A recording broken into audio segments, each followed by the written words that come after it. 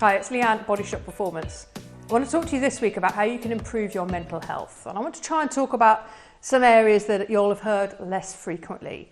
There's lots of talk around mental health, particularly mental health in the workplace, and that's great. But I want to try and introduce some concepts that you might have heard a bit less about or not heard of before.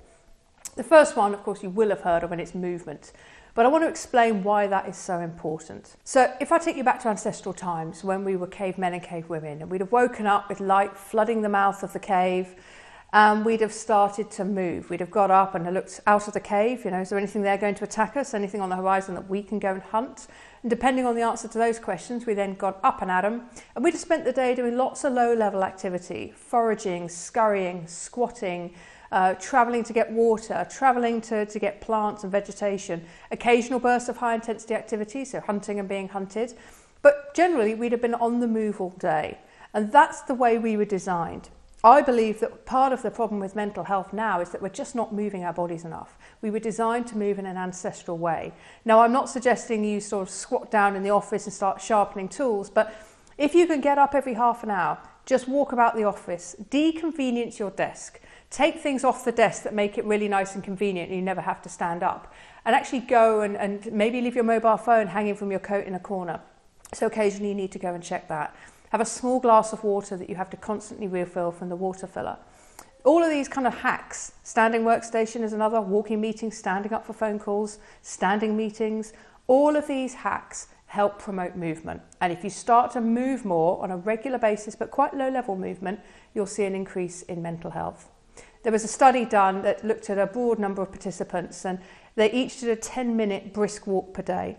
And they noticed a 2-hour increase in overall mood and energy. And interestingly, when those participants did that 10-minute walk every day for 3 weeks or more, they noticed an overall increase in mood and energy. So this stuff really works.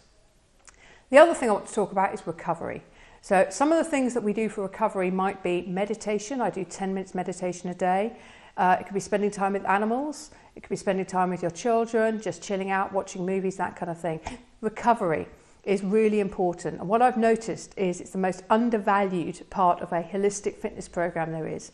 People think about exercise and high intensity workouts and all this kind of stuff, but actually recovery is a key part of it. Now, for you as busy professionals, that's something I'd really suggest you have a look at. How much downtime are you building into your schedules, both during the day, at the end of the day, and at the weekend?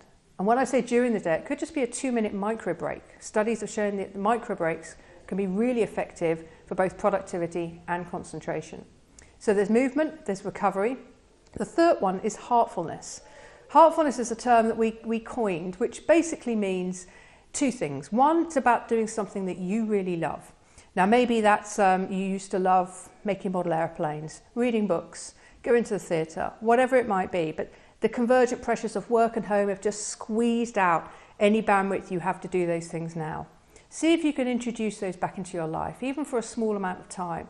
And you'll notice you start to light up a little bit more, and that really affects mental health.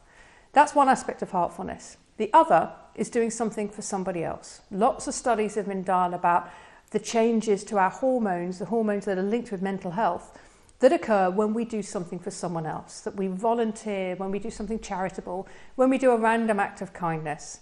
So I volunteer for a charity called Diversity Role Models. We go into schools and we talk about the effect of homophobic, biphobic and transphobic bullying.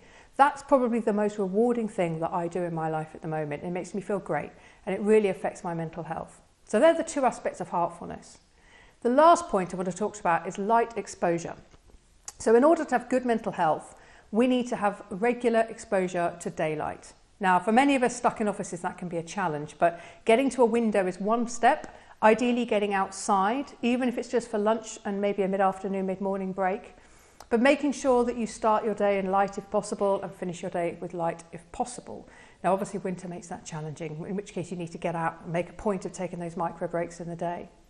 The other side of light exposure is exposure via the very device you're probably watching me on now, a laptop, a tablet, an iPhone.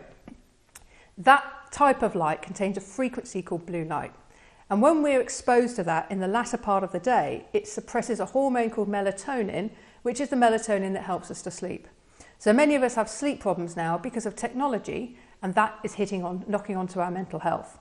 So what I'd say on light exposure is lots of daylight exposure during daylight hours, And then when the sun's gone in, that is your cue to start controlling your exposure to the blue light emitted by lights such as the overhead lights here, televisions, laptops, tablets, mobile phones, iWatches, all that kind of stuff.